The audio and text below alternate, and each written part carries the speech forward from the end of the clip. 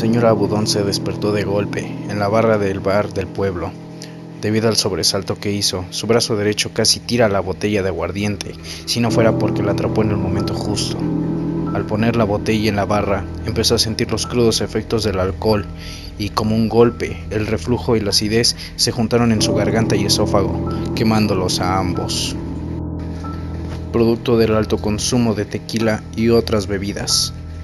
Su cuerpo se arqueó, obligándolo a taparse la boca con las manos para evitar que devolviera todo lo que había tomado y hacer un desastre con la vasca que minutos antes estaba en su estómago. Con asco volvió a tragar y después de un pequeño erupto se puso de pie. Miró hacia la parte alta de la estantería en la que había un gran reloj de madera que marcaban las 7:40.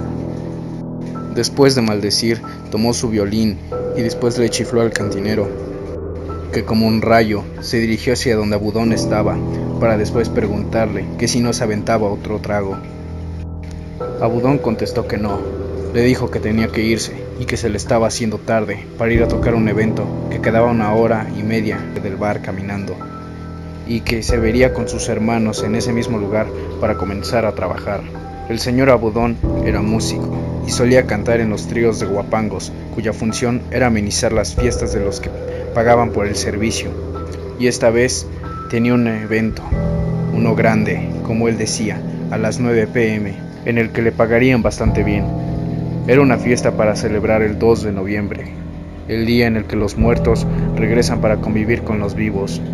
Después de pagarle al cantinero, Abudón, como con movimientos torpes debido a todo el alcohol que ingirió, se dirigía hacia las puertas del bar para salir a tocar a su evento, sin imaginar que descubriría de la peor forma que el 2 de noviembre los muertos no son los únicos que regresan.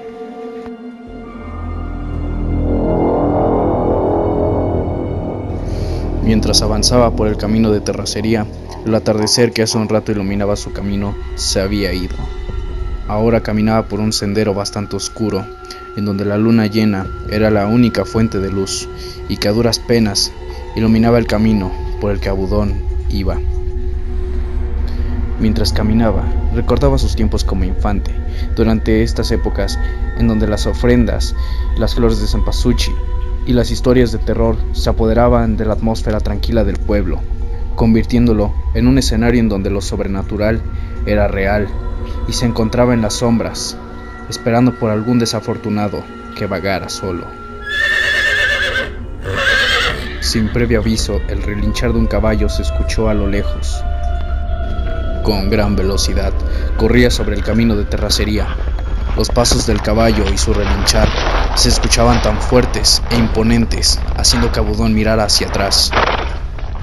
A pesar de la oscuridad que inundaba casi en su totalidad el paisaje, Abudón pudo distinguir la silueta de un caballo, acompañada por un jinete. En ese momento, el señor Abudón giró sobre sus espaldas, alzó su brazo derecho y comenzó a chiflar, como una señal para llamar la atención de aquel jinete y para que éste se detuviera. La intención de Abudón era pedirle un aventón al jinete, para que llegara de la forma más rápida posible a su evento. Pero la alta velocidad con la que el caballo corría hacía dudar a Abudón si el jinete se detendría. Pero cuando el caballo estaba a tan solo 1 metro de distancia, el animal se detuvo, parándose sobre sus 2 patas, mostrando su impresionante altura al estar de pie, mientras relinchaba furioso como una bestia, con una luna llena brillante de fondo, una demostración de magnificencia imposible de olvidar.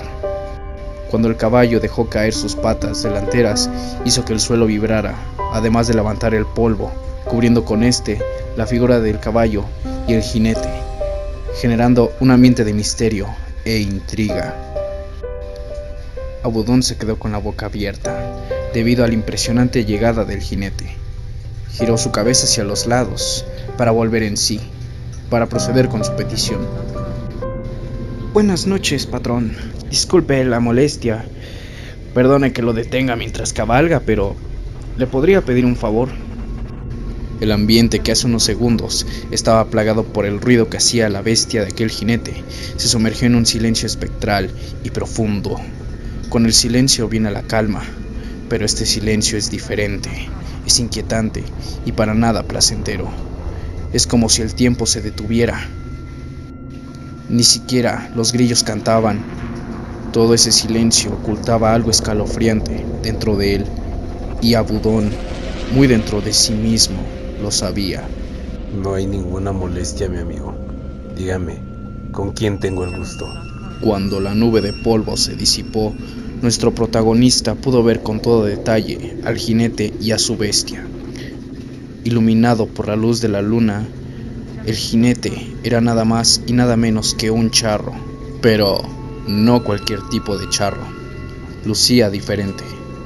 Era un hombre de rasgos finos, pero varoniles, y de tez blanca. Su mirada era seria y llena de seguridad. Con la frente en alto, iba vestido con un sombrero de ala ancha, con botones de plata en su chaleco y pantalón, que brillaban incandescentes en aquella noche, iluminados por la luz de la luna. Sin mencionar sus deslumbrantes espuelas, que eran de oro puro. Todo su conjunto estaba teñido por un color negro azabache. El charro lucía imponente y audaz, pero sobre todo lucía elegante. Entre esa oscuridad, al igual que su caballo esbelto y de pelaje negro, era un caballo grande, con una pechera plateada adornada con marfil. Abudón y el charro procedieron a presentarse. Mi nombre es Abudón, señor. Es un placer. El placer es mío. Me causa mucha alegría ver a gente por estos rumbos tan desolados. Dígame, ¿qué necesita? Después de estrechar manos, Abudón procedió con su petición, no sin antes explicarle su oficio como músico y que tenía un evento importante y que se le estaba haciendo tarde. Abudón le pedía al charro de forma educada que lo llevara hasta su evento.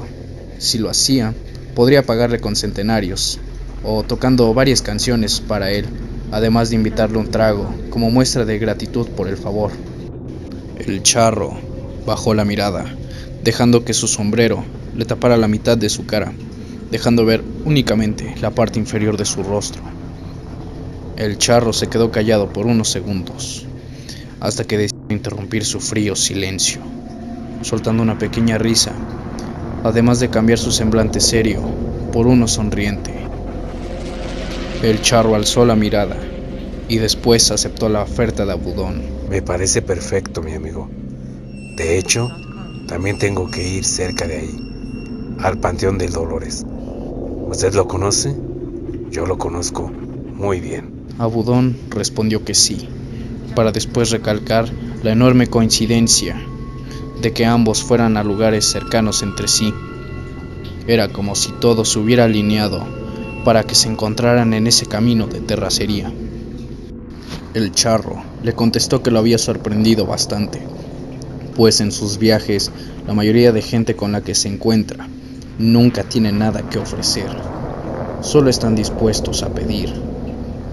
Por esa razón había empatizado con el guapanguero, así que esta vez le propondría un trato.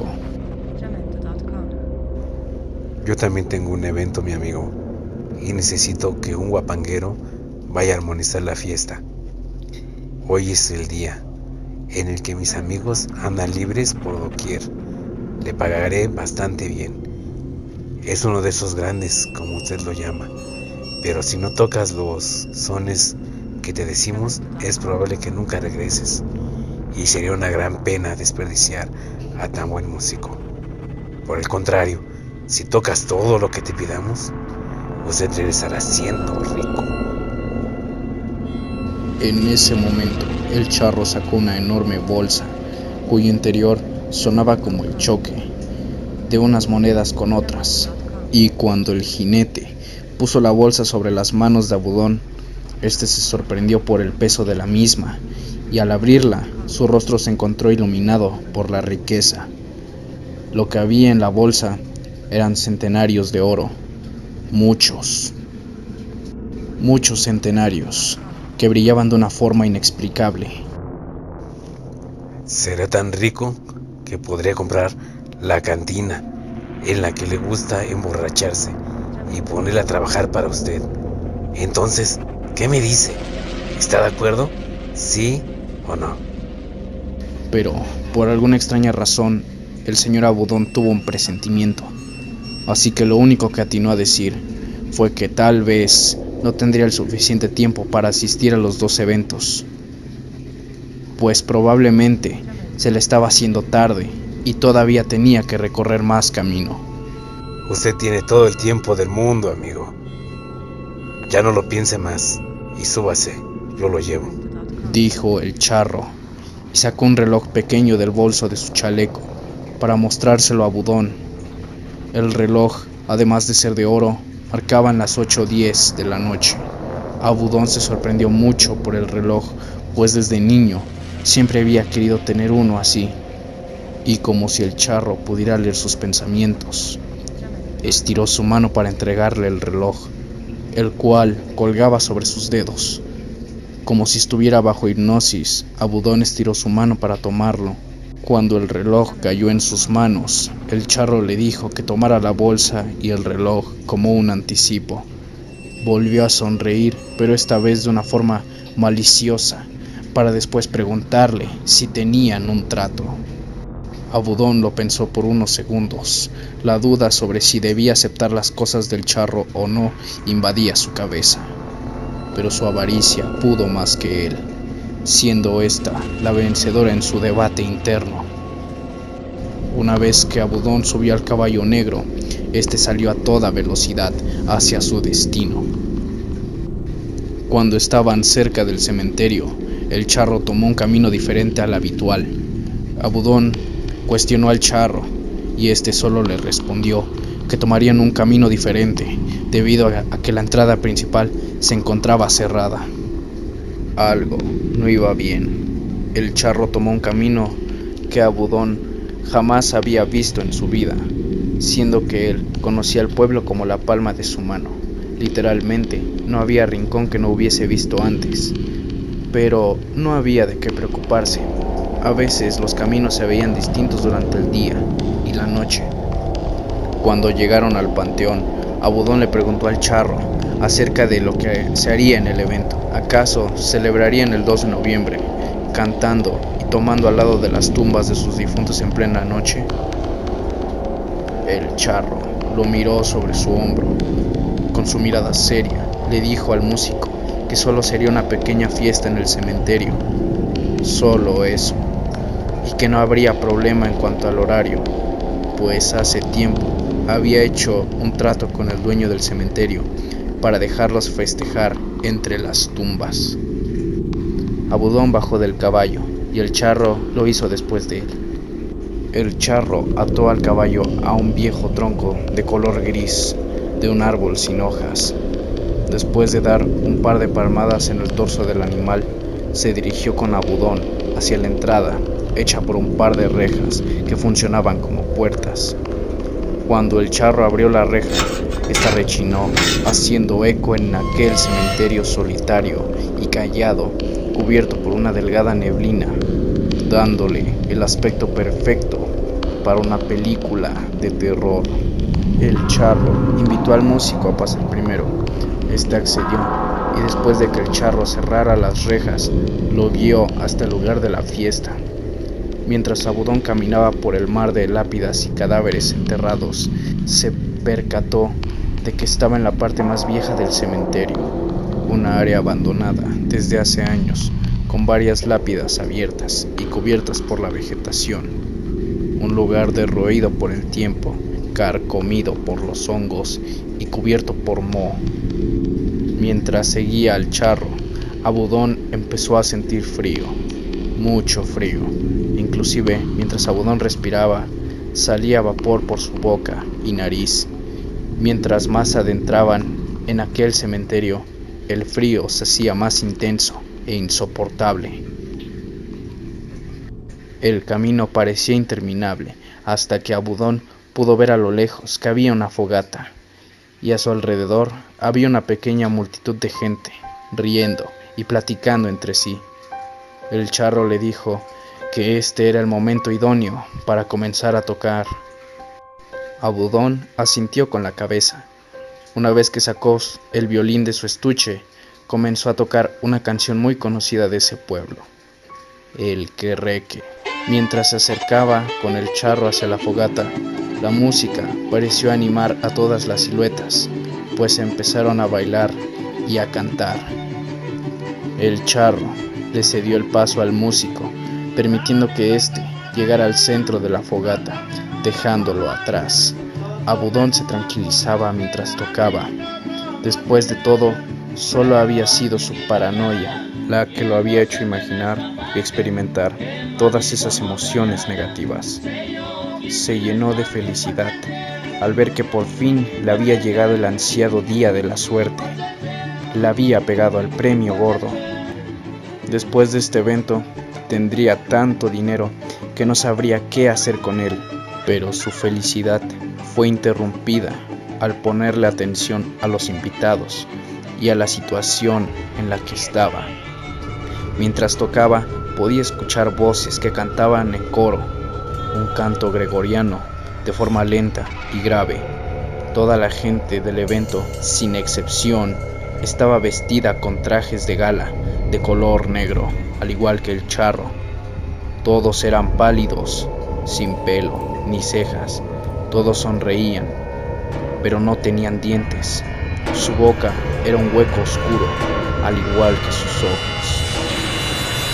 Pero lo más inquietante y lo que haría que Abudón dejara de tocar instantáneamente fue que todos los invitados bailaban de una forma espectral e inhumana. Todos estaban bailando de cabeza, de forma inexplicable, mientras giraban sobre la fogata.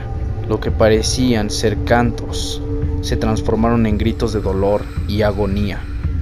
Probablemente eran los gritos de los muertos del cementerio, asustados por el aquelarre que hacían estos entes. Abudón dio media vuelta y comenzó a correr por el lugar de donde vino, tirando la bolsa con centenarios de oro, pero algo lo detuvo tomándolo del brazo. Casi le da un paro cardíaco al ver que la apariencia del hombre que había visto en el camino de terracería había cambiado. ¿Qué pasó, compadre? ¿Se vais sin cobrar? Su rostro era el de una calavera demoníaca, con ojos rojos, con el ceño fruncido, con grandes colmillos afilados que sobresalían. La mano que lo detenía era esquelética y la fuerza del agarre era tal que Abudón podía sentir que su muñeca se rompería en cualquier momento. El charro soltó a Abudón.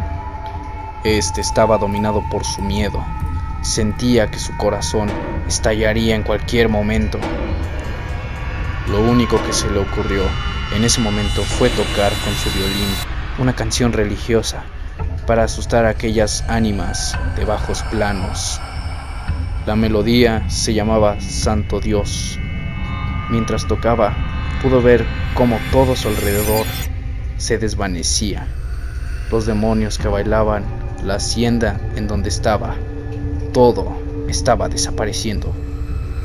El charro se desconfiguraba y se retorcía mientras gritaba furioso, desapareciendo junto con todo su aquelarre. Abudón seguía tocando hasta que comenzó a sentir una enorme fatiga que lo hizo caer rendido al piso, desmayándose y perdiendo el conocimiento. Abudón despertó con sobresalto, solo para darse cuenta que se encontraba al filo de un gran cañón. Cualquier movimiento en falso haría que éste cayera hasta el fondo de aquel abismo, sumergiéndose en una oscuridad en donde nadie volvería a saber de él. Ni sus familiares serían capaces de encontrar su cadáver en aquel peñasco. El vértigo era su peor enemigo en aquel momento, así que cerró los ojos y prácticamente a rastras se alejó de aquel peñasco. Cuando llegó a su casa, sus hermanos lo regañaron de forma severa y le cuestionaron sobre su ausencia en la fiesta del día de ayer.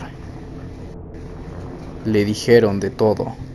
Le echaron la culpa de que les pagaran menos debido a la ausencia de un tercero en su trío de guapangueros. Él les pidió tranquilidad y les explicó la situación que le había ocurrido. Sus hermanos le pidieron que probara su historia. Este, bastante enojado, buscó en la bolsa de su pantalón para sacar el pequeño reloj de oro que aquel temible charro le había dado. Pero se llevó una amarga sorpresa cuando su mano, en lugar de tocar el pequeño reloj, se topó con una masa húmeda y pegajosa. Cuando sacó la mano del bolsillo, el potente olor a heces impregnó el ambiente. Lo que tenía embarrado sobre la mano era nada más que estiércol de vaca.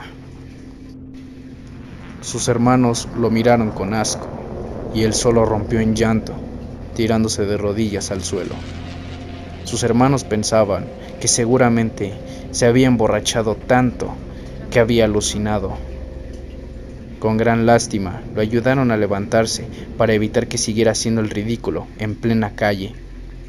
Mientras caminaban hacia su casa, uno de ellos quedó en shock al ver una quemadura de 2º grado sobre la muñeca izquierda de Abudón, en forma de una mano huesuda